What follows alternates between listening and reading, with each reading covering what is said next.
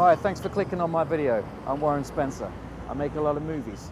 One with this stowaway boy who meets the aristocrat girl and then the ship sinks. Yeah, that was Titanic.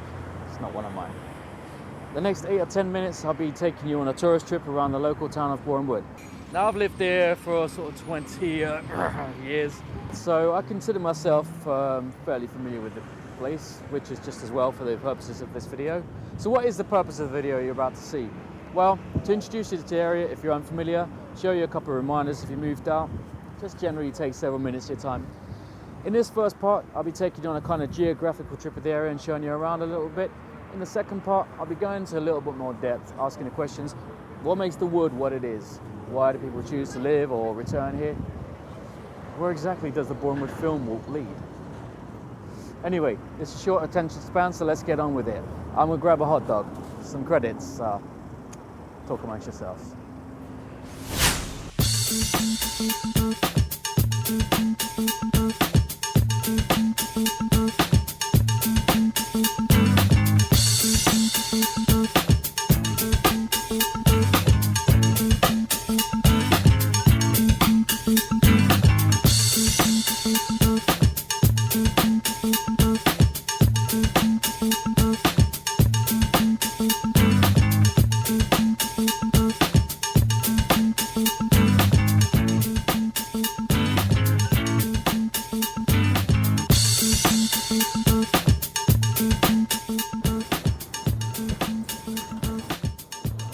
Oh, okay, you're back, so that's a start.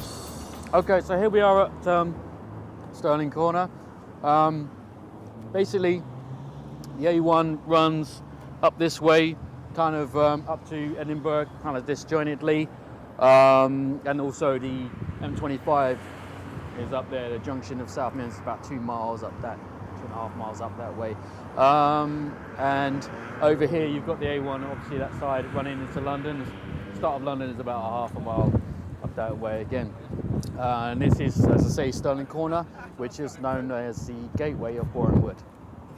As part of the parish of Elstree, Borehamwood was once known as Boshie de Boreham back in the 12th century, blah blah blah. If you want to know that, go and read a history book or wiki it.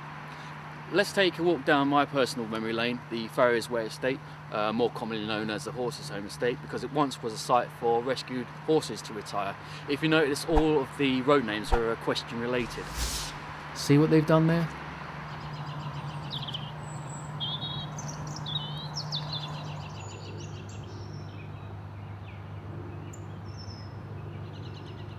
I lived here in the 80s mostly. Plenty of things for the average kid to do, or below average. I had fun. Let's move on.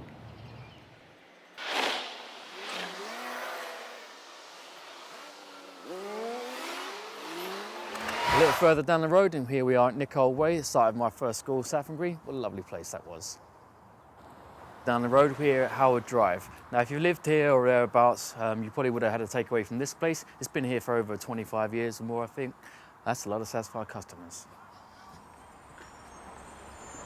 So here we are in the Manor Way area, also known locally as Up Manor. You going Up Manor? Yeah, I'll probably go Up Manor. Anyway, parade of shops and parking for all.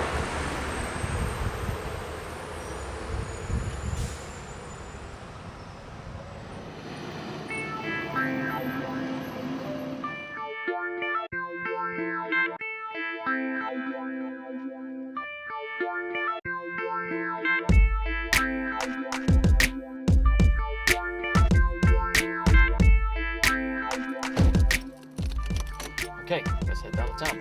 Open up your mind and positive energy. To me, it's as easy as 1, 2, 3.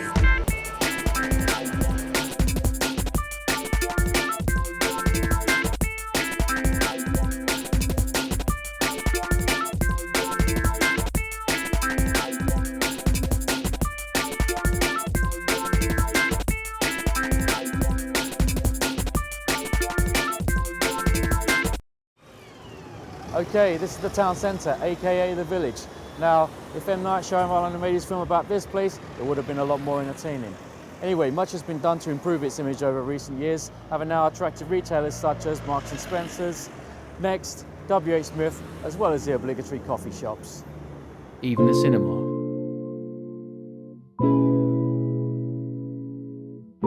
one thing also to be said is that you couldn't go hungry in Borehamwood town. There's Indian, as well as a few Chineses, Italian, pizza, Turkish, takeaways, fish and chips, and burgers. Still standing after nearly 40 years, and it's seen off the likes of Burger King, McDonald's, and those guys across the road. Good luck if you can find another one of these. Thank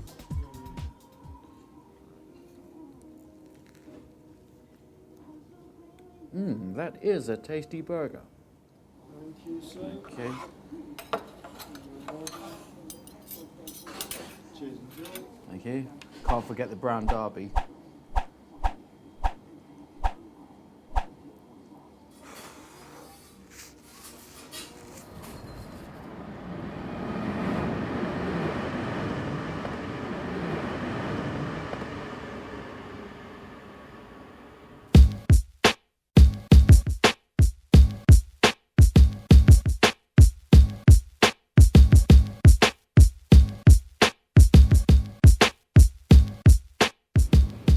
Okay, film buffs, this is Canterbury House. As the sign said, Kubrick was here circa 1970, where Malcolm McDowell and co got their ultra-violence on in Clockwork Orange.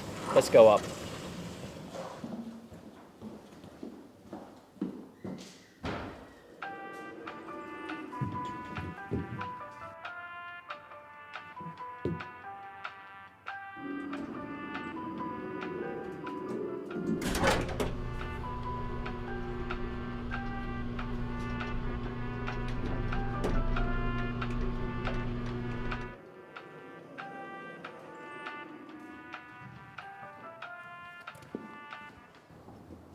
Okay, for TV fans you and film fans, you've basically got quite a lot of Elstree studios in various departments. Over there is more of the old Elstree studios. You can see the George Lucas soundstage there.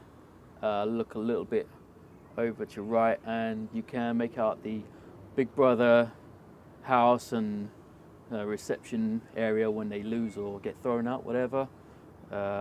And if you look down here, you have the Holby City set, or part of it anyway.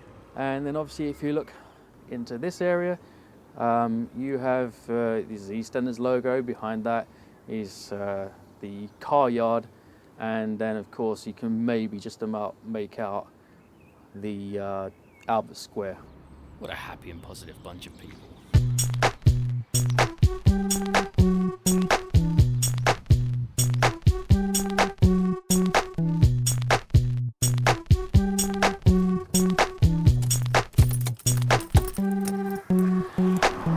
Okay, well, we're talking films and media. Let's ditch the car, take a walk.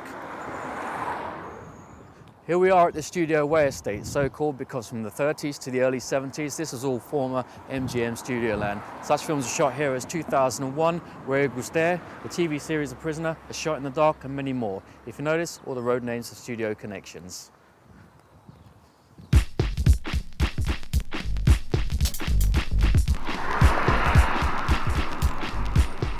In fact, all that's really left is this mound here, which was used in the film Ivanhoe. The castle would have stood sort of pretty much where we are right now, with the moat down the bottom. All that's really left now is this housing estate, as you see out here. And there was one time a film walk here, but I don't ever know where it went or what there was to see.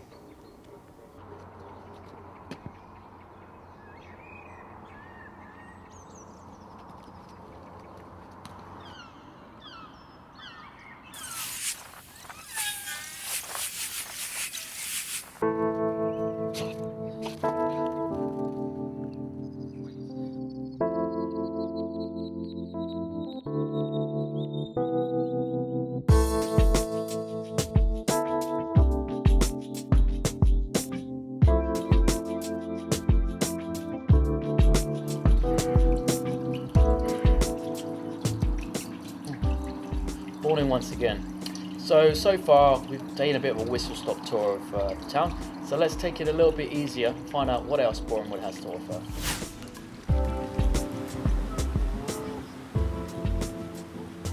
Okay, so this isn't exactly the Serpentine, but for Borehamwooders it's an area of natural beauty, plus a little bit of a getaway.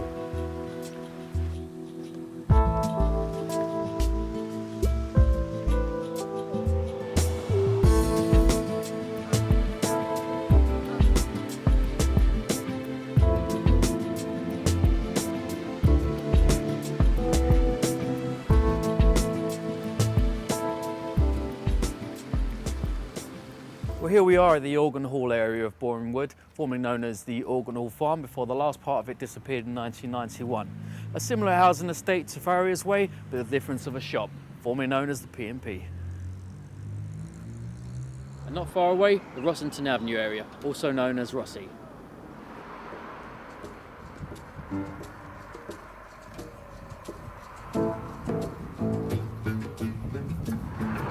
Okay, this time we're going to take the bus.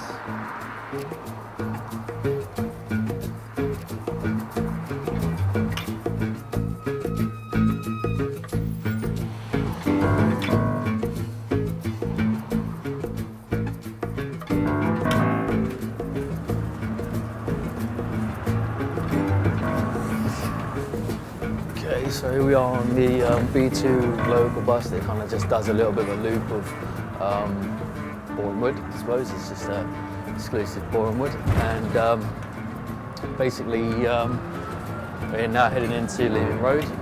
Okay, so on that side is a Green Dragon. So we've got a few things there: dentist, chemist, places to eat. The Tudor Diner over there for fine meals. Co-op.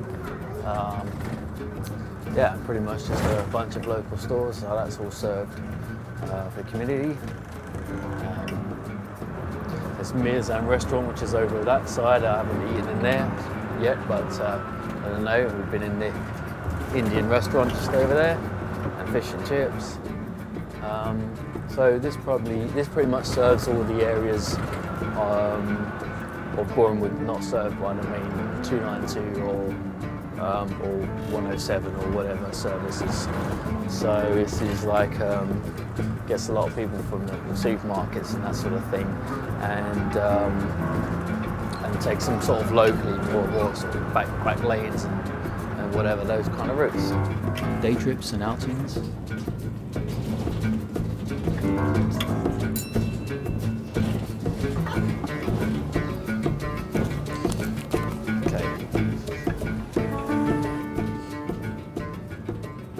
Well, here we are at the end of our journey, our tour. Hope you're still here. Thank you for watching if you are. In the second part, we're going to be looking into a bit more detail about what maybe Borehamwood has to offer, why do people live here and what's the appeal of it and what there is to do. So all that really remains for me to say is thank you very much for watching.